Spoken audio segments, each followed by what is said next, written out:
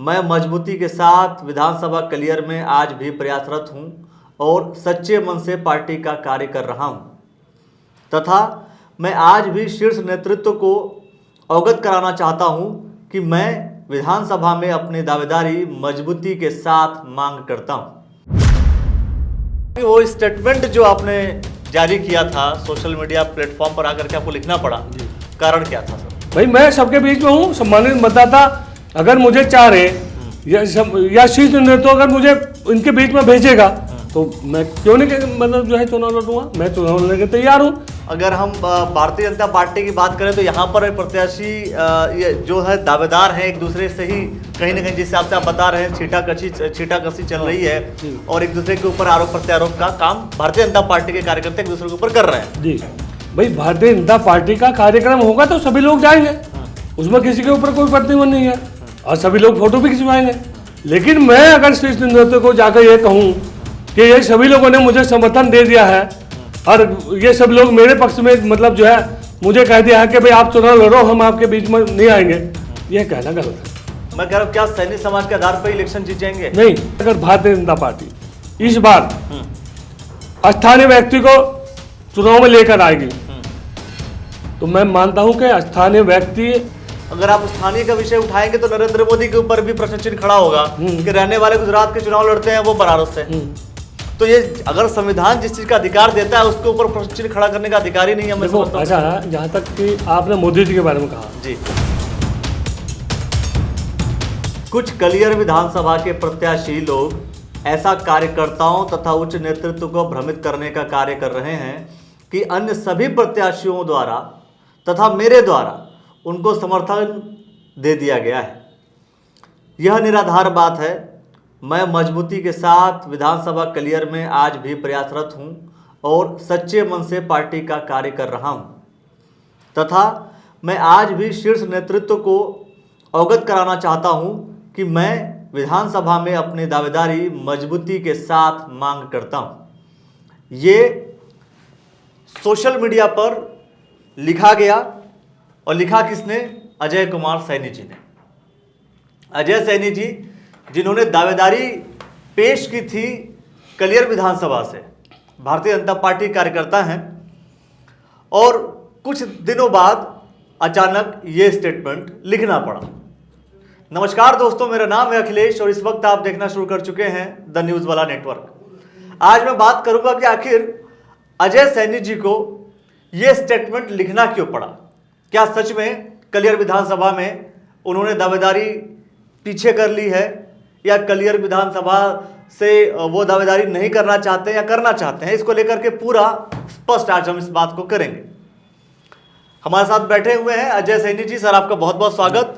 नमस्कार। और आपसे सर यही जानना चाहता हूं कि वो स्टेटमेंट जो आपने जारी किया था सोशल मीडिया प्लेटफॉर्म पर आकर के आपको लिखना पड़ा, कारण क्या था सर? अखिलेश जी, देखिए हमारा देश लोकतांत्रिक देश है जी और टिकट मांगने के लिए यहाँ सभी स्वतंत्र हैं।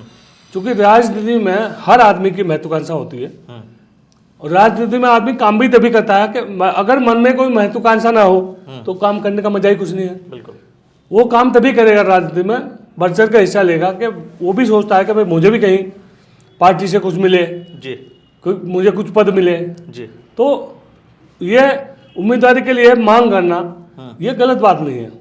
लेकिन मेरा उन लोगों से निवेदन है कि ऐसे लोगों ने जो हमारी विधानसभा के प्रत्याशी हैं उन्होंने मतलब जो हमारी विधानसभा के कार्यकर्ता हैं, सम्मानित मतदाता हैं जी, उनके बीच में, तथा मैं ताज्जुब मानूंगा कि वह शीर्ष नेतृत्व को भी यह कहकर भ्रमित करने का काम किया उन्होंने कि अजय सैनी, तो अजय सैनी क्या, मेरे विधानसभा के जितने लोग भी टिकट की लाइन में हैं, एक जगह हम सभी किसी कार्यक्रम में एकत्रित थे, वहां पर फोटो सेशन हुआ, फोटो सबकी खींची गई। भाई भारतीय जनता पार्टी का कार्यक्रम होगा तो सभी लोग जाएंगे, उसमें किसी के ऊपर कोई प्रतिबंध नहीं है और सभी लोग फोटो भी खिंचवाएंगे। लेकिन मैं अगर शीर्ष नेतृत्व को जाकर ये कहूँ कि ये सभी लोगों ने मुझे समर्थन दे दिया है और ये सब लोग मेरे पक्ष में मतलब जो है मुझे कह दिया है कि भाई आप चुनाव लड़ो, हम आपके बीच में नहीं आएंगे, यह कहना गलत है। देखिए ये अधिकार सबका है। यही तो मैं जानना चाहता हूं कि आखिर कलियर विधानसभा का वो कौन सा प्रत्याशी है जो सभी प्रत्याशियों को ये कहता है कि भाई ये सभी लोग का समर्थन हमारे पास हो गया? देखिए अखिलेश जी, राजनीति में किसी का नाम तो लेना नहीं चाहिए। अच्छा, ये तो जो कहने वाले हैं वो भी समझ जाएंगे, विपक्ष और जिनको कहा वो भी समझ जाएंगे कि शीर्ष नेतृत्व से मुझे फोन आया, उन्होंने मुझे कहा कि अजय भाई ऐसी क्या मजबूरी है कि जो कुछ लोग तुम्हारे बारे में ऐसा बोले, ये क्या वजह है? तो मैंने उनसे कहा सर ऐसे तो कोई बात नहीं है, मैं विधानसभा कल्याण में पैदा हुआ, पला बढ़ा, सबके बीच में रहा, सबके दुख दर्द में रहा, तो मैं क्यों क्यों करूंगा भाई? मैं सबके बीच में हूँ। सम्मानित मतदाता अगर मुझे चाह रहे या शीर्ष नेतृत्व अगर मुझे इनके बीच में भेजेगा तो मैं क्यों नहीं मतलब जो है चुनाव लड़ूंगा। मैं चुनाव लड़ने के तैयार हूँ और मैं पूरी तरीके से पार्टी की से निष्ठा से जुड़ा हूँ, कार्य कर रहा हूँ, और ये मेरा फर्ज भी बनता है कि अगर भारतीय जनता पार्टी परिवार से मैं जुड़ा हूँ जो विश्व की नंबर 1 पार्टी है और मैं उसके साथ काम कर रहा हूँ, तो ठीक है राजनीतिक महत्वाकांक्षा मेरी है, लेकिन मेरा भी फर्ज बनता है कि उस पार्टी के लिए जिसने मुझे कई पदों पर जो है मैंने संगठन में काम किया है, तो मैं उसके लिए मतलब कार्य करूँ, मेरा फर्ज बनता है। लेकिन कोई भ्रमित करे उसके लिए मैं उसको माफ नहीं करूंगा। उसको माफ नहीं, लेकिन राजनीति में नाम नहीं खोलने चाहिए। देखो नाम तो मैं आपको अखिलेश जी यही बात कर रहा हूँ कि जो कहने वाले हैं वो भी समझ जाएंगे, और जो जिनको कहा है वो भी समझ जाएंगे, वो भी समझ जाएंगे। मतलब ये इशारों की बातें हैं, घर की बात है, इसलिए शायद आप इशारों में बोल रहे हैं। अदरवाइज अगर विपक्षी पार्टी का कोई व्यक्ति होता तो नाम लेने में हिचकिचाते नहीं। देखो जहां तक विपक्ष की बात है, राजनीति में मैं जांच तो बताया है कि सब कुछ है, लेकिन यह है कि नाम जहां तक की बात है कि किसी का नाम लेना वो ठीक नहीं है। वो सब बातें हैं, सब समझते हैं राजनीति। चलिए, जिनको समझना है वो समझेंगे, और जिनको ये बात कही जा रही है वो कितना प्रतिशत अपने दिल पे लेते हैं, तो उन्हीं के ऊपर ये बात कही जा रही होगी। जिसको दिल पे लग रहा होगा उन्हीं को ये बात कही जा रही है। बिल्कुल। तो अब आते हैं दूसरे विषय को लेकर के। खासतौर पर अभी आज के समय में हम ये देख रहे हैं कि कलियर विधानसभा में कुछ प्रत्याशियों की घोषणा हो चुकी है जी। अगर हम भारतीय जनता पार्टी की बात करें तो यहाँ पर प्रत्याशी ये जो है दावेदार हैं एक दूसरे से ही कहीं ना कहीं, जिस हिसाब से आप बता रहे हैं छींटाकशी चल रही है, और एक दूसरे के ऊपर आरोप प्रत्यारोप का काम भारतीय जनता पार्टी के कार्यकर्ता एक दूसरे के ऊपर कर रहे हैं जी। अगर मैं बसपा की बात करूं तो बसपा में प्रत्याशी घोषित हो चुके हैं जो कि सुरेंद्र सैनी जी हैं, सैनी समाज से वो भी ताल्लुकात रखते हैं जी। आम आदमी पार्टी की बात करूं तो शादाब आलम जी हैं जो कि आम आदमी पार्टी से वो अपना दावेदारी ठोके हुए हैं, उसमें कहता हूं प्रत्याशी भी हैं वो, उन्होंने कहा कि मैं प्रत्याशी भी हूं जी। और तीसरी चीज कि जाहिर सी बात है विधायक जी हैं वहां पे जीते हुए फुरकान अहमद जी, तो उनका टिकट कटना तो मुश्किल ही है। नहीं। तो एक तरीके से देखा जाए तो 3 पार्टियां, खासतौर पर कांग्रेस पार्टी, बसपा और आम आदमी पार्टी, तीनों पार्टियों के प्रत्याशी घोषित हो चुके हैं और बीजेपी का बचा हुआ है। तो इस कंडीशंस में क्या लगता है आपको कि भारतीय जनता पार्टी कहीं एग्जिस्ट कर पाएगी? चूंकि लगातार ऐसी स्थिति रही है कि भारतीय जनता पार्टी वहां पर कमल नहीं खिला पाई है, तो कैसे खिलाएगी? और खासतौर पर अगर हम पूरा समीकरण राजनीतिक के क्वेश्चंस को देखें तो क्या लगता है आपको कि भारतीय जनता पार्टी की सीट हो सकती है वास्तव में?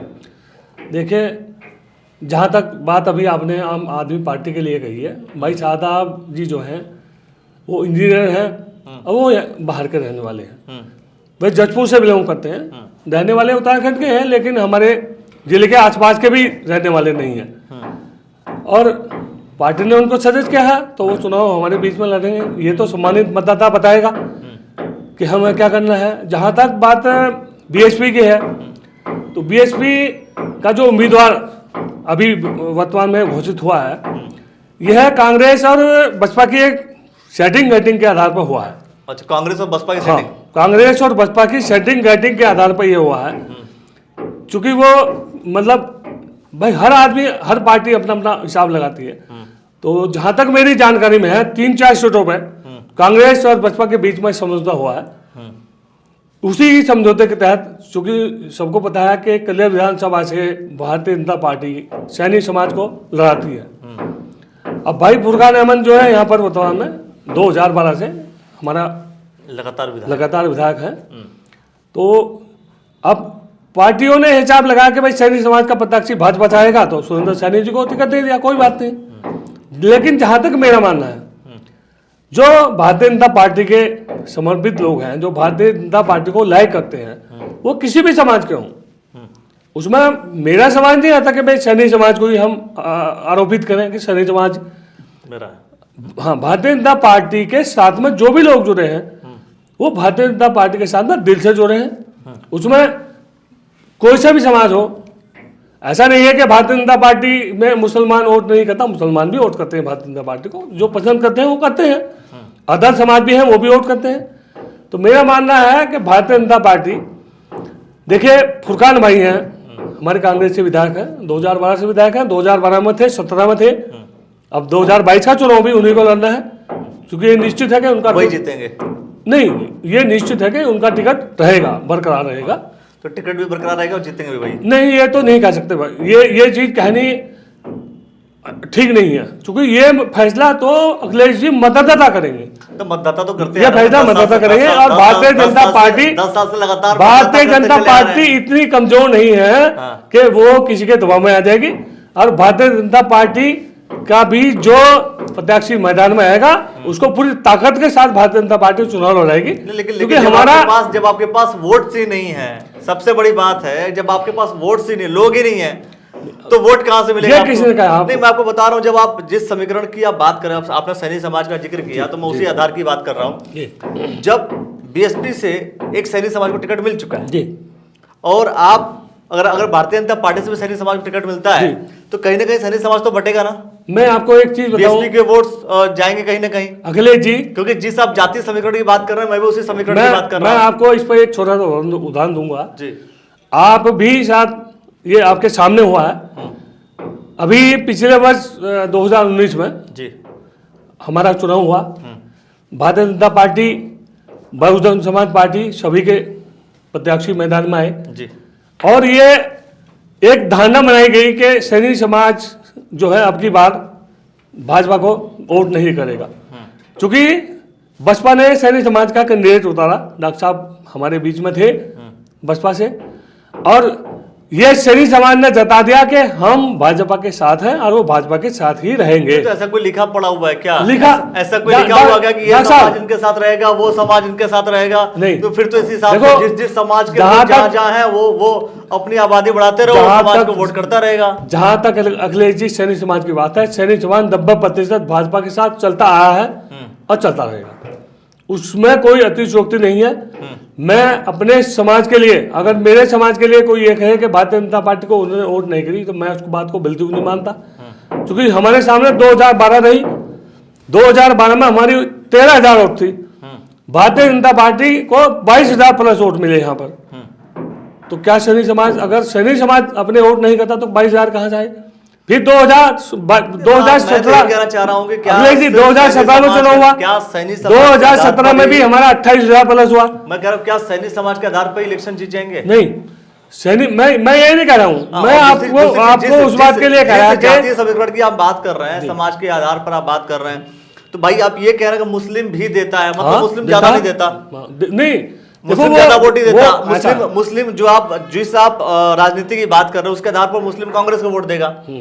अगर वो वहां पे कांग्रेस को वोट देगा तो जाहिर सी बात है, अगर आप जातीय जनगणना देखें, आप देखो तो उस आधार पर तो जाहिर सी बात है कि कांग्रेस की सीट निकलनी है और किसी पार्टी की सीट निकलनी नहीं है। देखो, जहां तक अखिलेश जी मेरा अनुमान है जी, जहां तक अनुमान मेरा यह है कि अगर भारतीय जनता पार्टी इस बार स्थानीय व्यक्ति को चुनाव में लेकर आएगी तो मैं मानता हूं कि स्थानीय व्यक्ति, ऐसा नहीं है कि भारतीय जनता पार्टी में स्थानीय व्यक्ति नहीं है, बहुत है ऐसे हमारे विधानसभा कलियर में एक से एक बढ़िया नेता है, जिस आपने जिनके गांव भी हैं। स्थानीय विषय की बात की आपने, उसी विषय का मैं जिक्र करता हूं। जब आपने शादाब का जिक्र किया कि शादाब आलम जी कहीं और से आए हुए हैं, तो शादाब आलम से भी मैंने सवाल पूछा था कि आप कहीं और से आए हुए हैं, यहाँ पर चुनाव कैसे लड़ेंगे? तो उन्होंने कहा कि संविधान हमें अधिकार देता है, ये संवैधानिक सिस्टम है कि हम कहीं से भी जाकर के कहीं से भी चुनाव लड़ सकते हैं।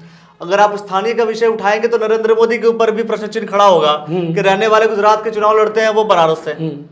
तो ये अगर संविधान जिस चीज का अधिकार देता है उसके ऊपर प्रश्न चिन्ह खड़ा करने का अधिकार ही नहीं है। मैं समझता हूं ऐसा है, जहां तक कि आपने मोदी जी के बारे में कहा जी, मोदी जी विश्व के माने हुए नेता हैं, वो कहीं से भी जाकर चुनाव लड़ सकते हैं। लेकिन जहां तक ये विधानसभा की बात है तो विधानसभा में स्थानीय व्यक्ति अगर चुनाव लड़ेगा अरे एक आदमी बाहर से आकर चुनाव लड़ेगा तो भारतीय क्या जनता उसका पार्टी- उसका आसान नहीं पड़ेगा? भारतीय जनता पार्टी के कैटलॉग में भारतीय जनता पार्टी का जो खुद का संविधान होता है, भाजपा का जो संविधान है, उसमें आप मेंशन करवा दीजिए कि भाई जो व्यक्ति जहां का होगा वहीं चुनाव लड़ेगा। देखिए मैं संविधान हमें अलग अधिकार देगा, पर भाजपा अखिलेश जी अलग आप अधिकार मेरी देगी। बात को अन्यथा न ले। मैं बहुत मैं जनरल इस चीज को नहीं कह रहा हूँ जो आप कह रहे हैं। मैंने ये पसंद का मतलब जो है बात नहीं है कि भाई यहाँ से कौन चुनाव लड़ रहा, मेरा मतलब ये नहीं है चुनाव कोई भी आकर लड़े, जी वो मतलब विधानसभा कलियर का हो या विधानसभा ज्वालापुर का हो या विधानसभा लक्सर का हो या विधानसभा हरिद्वार का हो, उससे मेरा मतलब नहीं है।